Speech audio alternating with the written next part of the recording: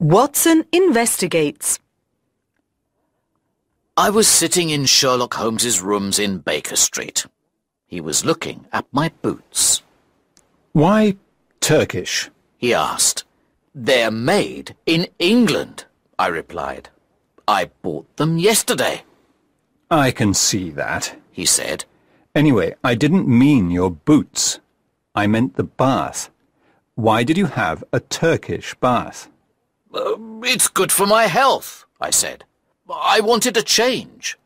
You shouldn't let the assistants at the baths tie your bootlaces. You tie them better yourself. I looked at my laces and saw the knot was in fact tied a little differently to the way I usually tied my knots. Incredible, I thought. He notices the smallest differences. If you really want to change, Watson, I have a job for you.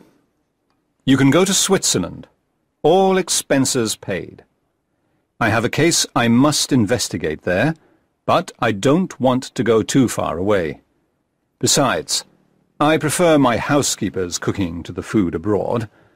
Mrs. Hudson makes an excellent lunch, if you'd like to stay. Thank you, I replied, but I can't stop. I must go back home. Holmes ordered lunch anyway. I think Scotland Yard would prefer to see me in London, he continued.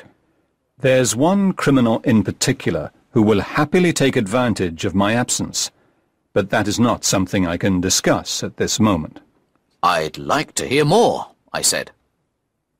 Lady Frances Carfax, he began.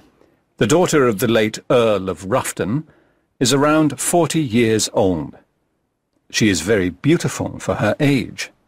She has the advantage of wealth and the disadvantage of having none of her own.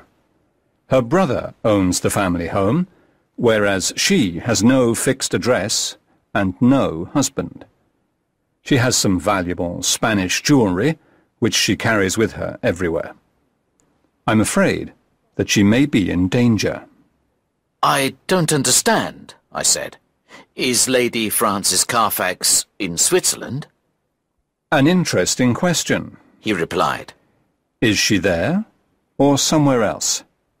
Is she alive or is she dead? Her family last heard from her more than 5 weeks ago. She has a friend in England she often writes to. She has had no letters from her. Has anyone seen her? I asked. She went into a bank in Switzerland 4 weeks ago and wrote a cheque for £50 to her maid. Send me a telegram if you find out more information. Holmes gave me an address of a hotel in Lausanne. Holmes, are you really asking me to investigate? Of course. Here, I have a first-class ticket you can have. Now, shall we eat? 2 days later, I arrived at the hotel in Lausanne. I found out that Lady Frances often stayed there. She was a lovely lady. She was interested in books, and she often went for walks on her own.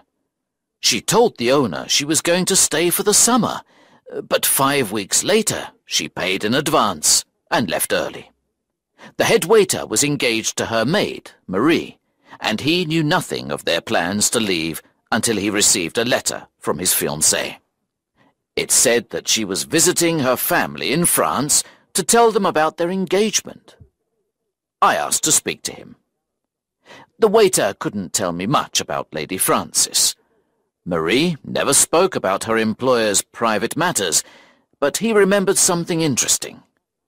In the last few days before she left, the lady seemed sad and worried. A dark-haired man with a beard was seen holding her by the arm near the lake. Marie thought the man was following her because she saw him again near the hotel. Soon after this, Lady Frances left. He gave me Marie's address in France and suggested I spoke to the travel agency in town. The travel agency had copies of train tickets that were sold to 2 English ladies on the day they left. The final destination was Baden. The lady who paid did not leave her name, and she did not leave an address for her luggage, which she preferred to keep with her. In Baden, I found an English-speaking guest house. The hotel manager recognized Lady Frances from my description. Her maid only stayed one night. The lady was friendly with two guests, Dr. Schlesinger and his wife. Dr. Schlesinger came to Baden to rest after becoming unwell during his time in South America. He was a very religious man and often spoke of his work with the missionaries there. Lady Carfax, in particular, seemed very interested in their missionary work and wanted to help. Dr. Schlesinger paid for her hotel bill, and the three guests said they were leaving for London. "You aren't the only person looking for the lady," the manager added. "A man asked me about her. He was a big, bearded man. I think he was English, but I didn't recognize his accent. I'd say he has lived abroad for some time." I was sure the man had something to do with Lady Frances's disappearance. I sent a telegram to Holmes to tell him how quickly I was resolving the matter and that I was leaving for France to speak with Lady Frances's maid. I received a telegram in return asking for a description of Dr. Schlesinger's left ear. I didn't like Holmes's strange idea of a joke. I decided to continue with my investigations. The maid lived in a small village, and I quickly found her house. When I explained her mistress was missing, she was very upset and told me everything I needed to know. "I am so sorry," she said. "The mistress was angry at me for leaving and we argued. When I left, she gave me a letter. There was a cheque for £50 as a wedding present. She's such a kind lady, but she has not been the same since she saw that man by the lake in Lausanne." "Which man?" I asked. "Describe him to me." Just as she began describing the man, she screamed loudly at her face at the window. "There he is!" she cried. "The man I told you about! He's following us!" The Honourable Philip Green. I ran out of the door and down the street, and there he was. He was a giant of a man. He was tall with wide shoulders, a dark beard and big dark brown eyes. His skin was brown from the sun. "Who are you?" I asked. "Why do you want to know?" he replied. "I'm looking for Lady Frances Carfax. She is missing. What have you done to her?" "What have I done to her?" he repeated angrily. He put his hand on my throat and held it there until I couldn't breathe. I pushed him away, but he held tighter. Then a man came running towards us from the cafe opposite. Stop! he cried. He hit the bearded man on the arm and he let go of me. It's lucky that I came, he said. Is there anything you've done right in this investigation? I turned around, and to my surprise I saw that the man was Holmes. "You sent me here," I shouted. "I expect your investigations would be much better." My investigations were better, he replied. I found someone who can help us, and you started a fight with him. This man is following Lady Frances's maid. He knows where Lady Frances is. Good. Well, let's ask him politely, said Holmes. Let me introduce you to the Honourable Philip Green, a family friend of Lady Frances Carfax. "I'm so sorry, sir. I'm losing my mind," Green cried. "I love Lady Frances more than anything. I don't know what to do." Let's go back to the cafe, said Holmes. And you can tell my friend Watson your story. "I've always loved Frances," Green began. "and I think she loved me. When I first met her, I was young and stupid. She didn't think I was serious about her. Her father asked me not to see her again because she was going to get married. But now I know that wasn't true. I left for South Africa in the hope of making money there. I did well. I bought land and had a house with servants. But I knew something was missing. Years later, friends told me that Lady Frances was still unmarried. I hoped it was because she still loved me. When I found her in Lausanne, she told me it was too late to think of marriage. But I feel sure she still feels something for me. I thought perhaps her maid might talk to her. Now you tell me she is missing. Please, tell me, what has happened to Frances? That is what I hope to find out, said Holmes. I suggest you go back to London. Send me your address. You can help us with our investigations. When we arrived in London the next day, there was a telegram waiting for Holmes at Baker Street. It said, "Left ear. Torn. Piece is missing." "What does this mean?" I asked. It's the question you didn't answer, said Holmes. What does Dr. Schlesinger's left ear look like? Fortunately, I sent it to the hotel manager. He remembered. I don't understand, I said. Dr. Schlesinger's left ear was bitten in a fight. He is better known to the Australian police by the name of Holy Peters. Mr. Peters has spent years becoming friendly with lonely ladies who do good work. He tells them their money is for his religious work. One lady, whom he calls his wife, left with him for South America.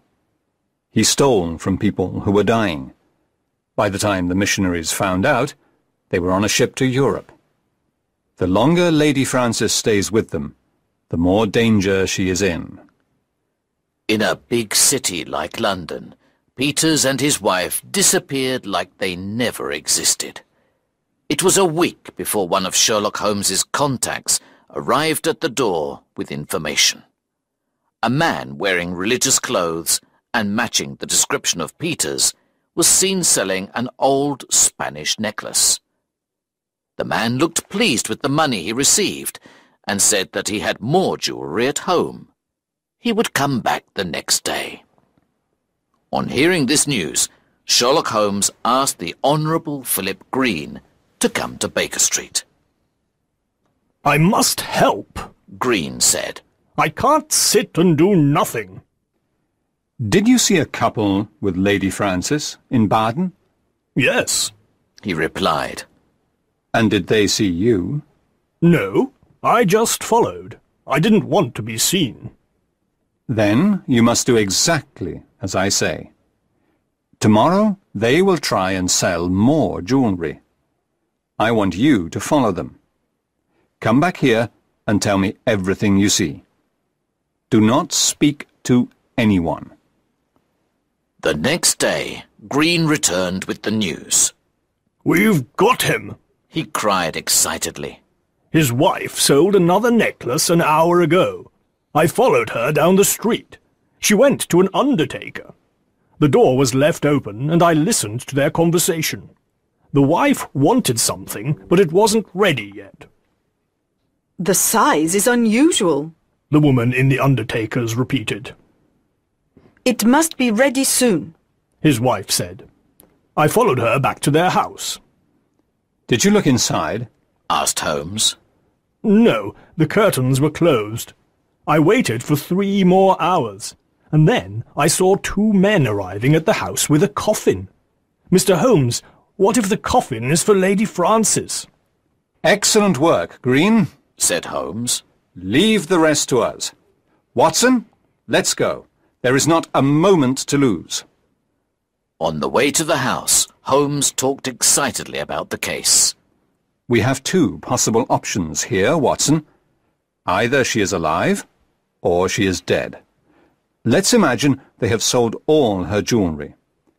If she was still alive, she would go to the police, so they'd have to kill her. If they want to bury her in a coffin, they'll need a death certificate. Did the doctor think it was a natural death? I'm guessing it was some type of poison. Or the doctor wasn't a real doctor. "Stop the cab here, please," he shouted to the driver. An unusual coffin. I knocked loudly on the door of the house.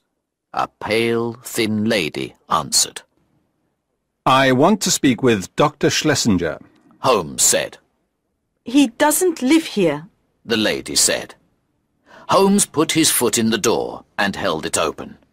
A bald, red-faced man appeared. I knew straight away that he was the man we were looking for, because I recognized his torn ear. My name is Mr. Peters, he said politely.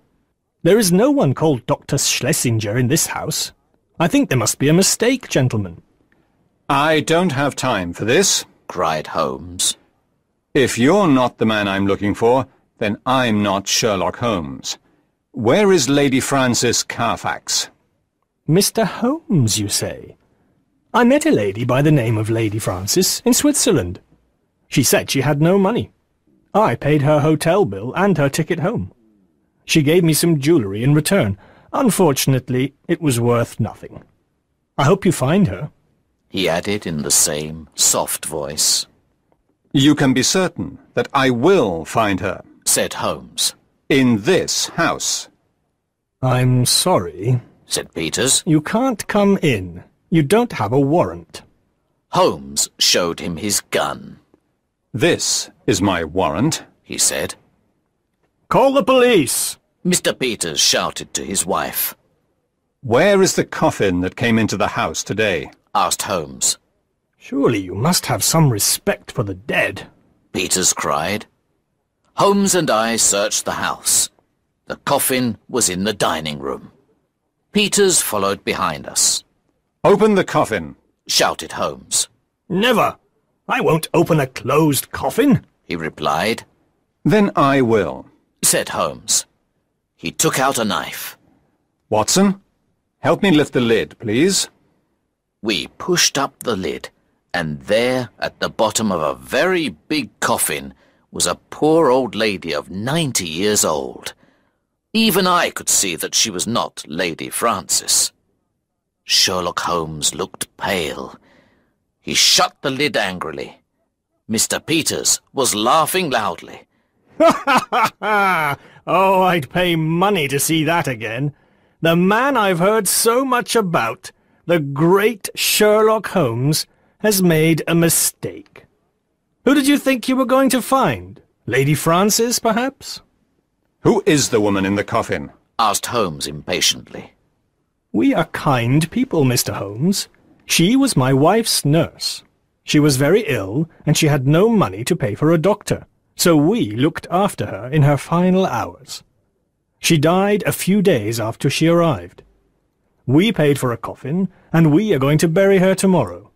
The funeral is at 8:30. Then we heard a voice behind us. It was the police sergeant. Holmes, I need to see your warrant. Arrest him! cried Peters. We walked outside with the police sergeant. "This matter isn't finished," said Holmes. "I will get a warrant. Watch these people carefully," he added to the police sergeant. "Don't let them leave the house." Later that day, we went to Scotland Yard to ask about the warrant. When we returned, I went to bed. I could hear Holmes walking around his room. He could not sleep. The next morning, at 7:20, he knocked on my door. "Quickly," he said. "It's life or death, Watson, and very little chance of life. What time's the funeral?" 8:30, I replied. 50 minutes later, we were at Mr. Peters's house again. 4 men were carrying the coffin to a carriage outside the house. "Take the coffin back inside," cried Holmes.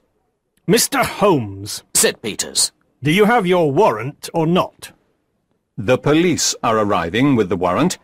The coffin must go back inside the house." I'll give a gold coin to the first person who opens it. Once inside, the men worked quickly to open it. I put my hand over my nose and mouth. The coffin smelt terribly of chloroform. Inside the coffin were 2 bodies, and one of them was a pale but beautiful lady.